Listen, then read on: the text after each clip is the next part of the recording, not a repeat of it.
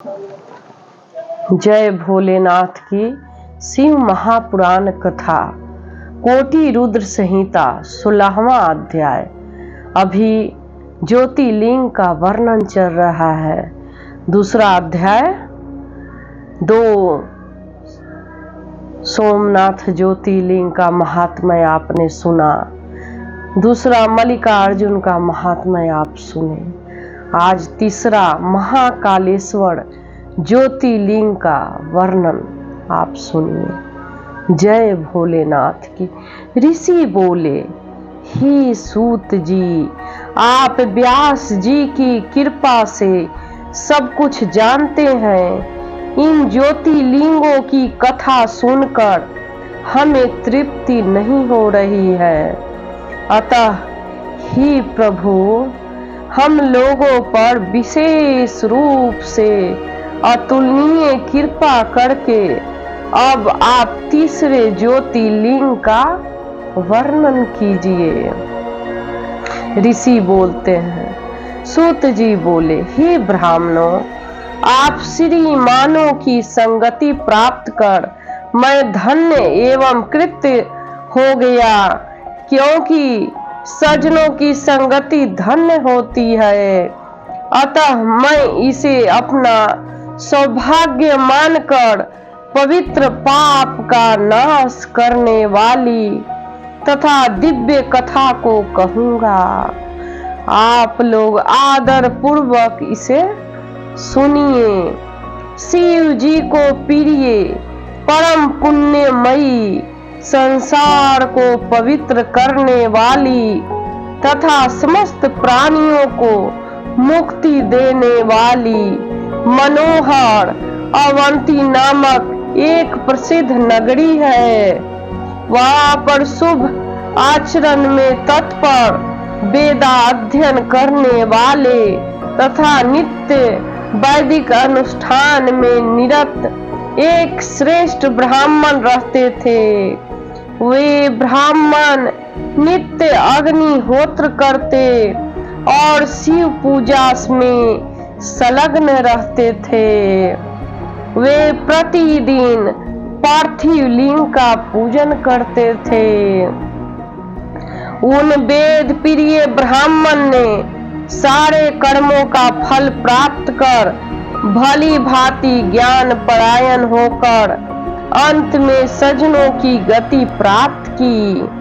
हे मुनीश्वरों, उनके चारों पुत्र भी उसी प्रकार शिव पूजा में तत्पर तथा सदा माता पिता की आज्ञा मानने वाले थे।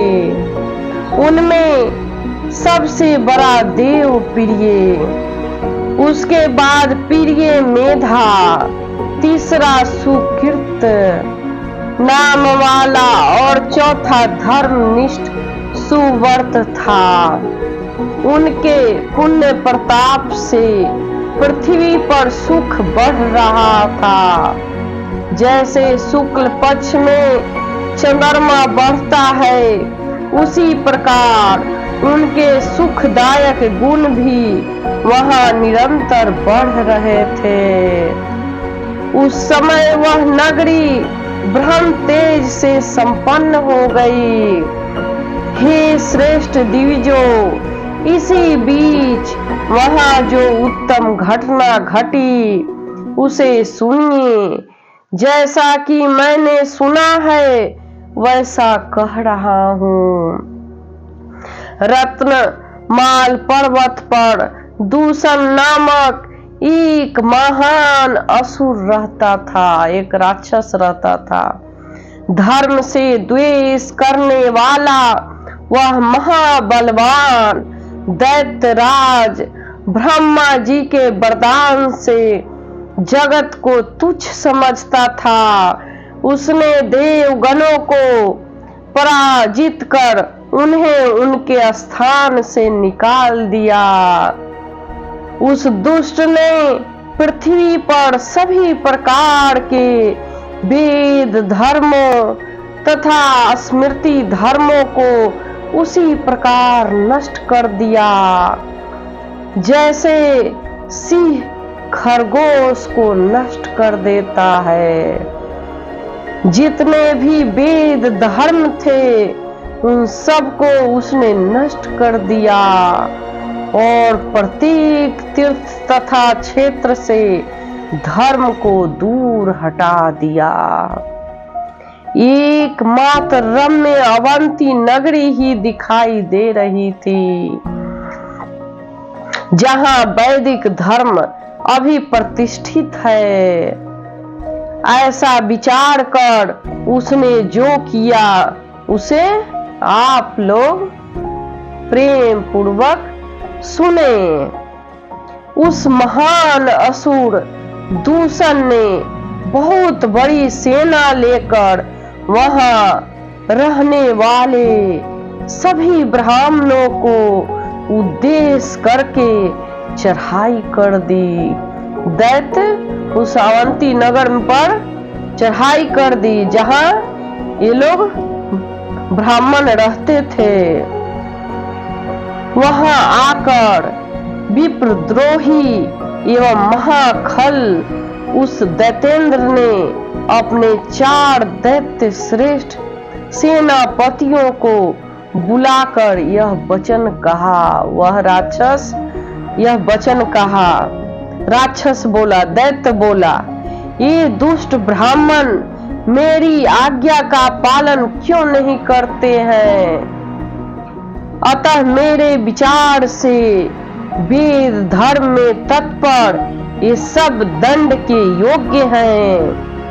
हे दैत्य सत्म, मैंने संसार में सभी देवताओं तथा राजाओं को पराजित कर दिया है। क्या इन ब्राह्मणों को बस में नहीं किया जा सकता? राक्षस अपने सैनिक से पूछ रहा है दैत्य। यदि ये लोग जीना चाहते हैं तो शिव धर्म तथा वेदों के परम धर्म का त्याग कर सुख प्राप्त करे, अन्यथा इनके जीवित रहने में संशय हो जाएगा। मैं यह सत्य कहता हूँ, तुम लोग निसंग होकर इस कार्य को करो, इस कार्य को करो।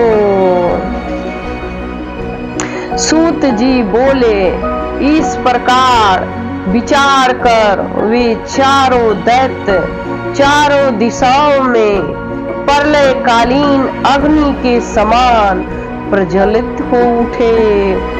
यह तब दैत्यों के इस प्रयास को सुनकर भी उस समय शिव ध्यान परायण उन ब्राह्मणों को कुछ भी दुख नहीं हुआ, क्योंकि वो सब ब्राह्मण शिव भक्त थे, शिव के पूजा करते थे।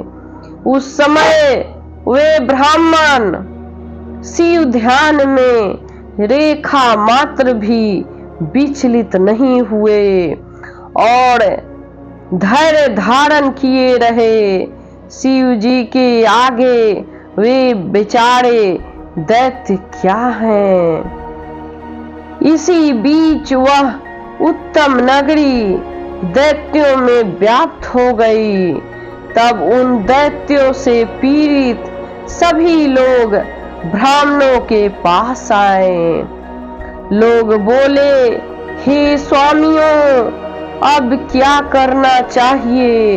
वे दुष्ट आ गए हैं। उन्होंने बहुत से लोगों को मार डाला, इसलिए इसलिए हम लोग आपके पास आए हैं। सारे लोग पंडित जो ब्राह्मण हैं उनके पास गांव के लोग एकत्रित हो गए और कहने लगे। उन लोगों की यह बात सुनकर शिव में सदा विश्वास करने वाले वे ब्राह्मण वेद प्रिय के पुत्र उन लोगों से कहने लगे। ब्राह्मण बोले, आप लोग सुनिए, हमारे पास दुष्टों को भय देने वाला सैन्य बल नहीं है। और न शस्त्र ही है जिससे हम उन्हें पराजित कर सकते। सामान्य व्यक्ति का आश्रय लेने पर भी मनुष्य का अपमान नहीं होता, फिर हम लोग तो सर्व समर्थ शिव जी के आश्रित हैं। हमारा अपमान ये असुर किस प्रकार कर सकते हैं? अतः भगवान शिव ही असुरों के भय से हमारी रक्षा करेंगे। भक्त वत्सल सदा शिव को छोड़कर संसार में अब हमें कोई शरण देने वाला नहीं है। ब्राह्मण बोलते हैं कि भगवान शंकर के अलावा हमारी रक्षा कोई नहीं कर सकता, वही हमारा दुख दूर करेंगे। सूत जी बोले, इस प्रकार वे ब्राह्मण धैर्य धारण कर भली भांति पार्थिव पूजन कर शिव जी के ध्यान में तत्पर रहे। उसी समय उस बलवान दूषण दैत्य ने उन ब्राह्मणों को देखा और यह वचन कहा, इनको मारो, इनका वध कर दो। किंतु शिव के ध्यान में परायण उन वेद प्रिय के पुत्रों ने उस दैत्य के द्वारा कहा गया वचन नहीं सुना। उसके बाद ज्यों ही उस दुष्टात्मा ने उन ब्राह्मणों को मारना चाहा, तभी उस पार्थिव के स्थान पर शब्द करता हुआ एक गड्ढा हो गया। उस गड्ढे से विकट रूप धारी महाकाल नाम से विख्यात दुष्टों का संहार करने वाले एवं सज्जनों को गति देने वाले शिव जी महाप्रभु प्रकट हो गए और बोले, अरे दुष्ट, मैं महाकाल हूँ और तुम्हारे जैसे दुष्टों के लिए महाकाल रूप में प्रकट हुआ हूँ। तुम इन ब्राह्मणों के समीप से दूर भाग जाओ। ऐसा कहकर महाकाल शंकर ने हुंकार मात्र से ही सैन्य सहित उस दूषण को शीघ्र भस्म कर दिया। भगवान भोलेनाथ महाकाल के रूप में प्रकट होकर दूषण दुष्ट राक्षस को वहीं पे भस्म कर दिए। उन्होंने कुछ सैनिकों को मार डाला और कुछ सेना भाग गई।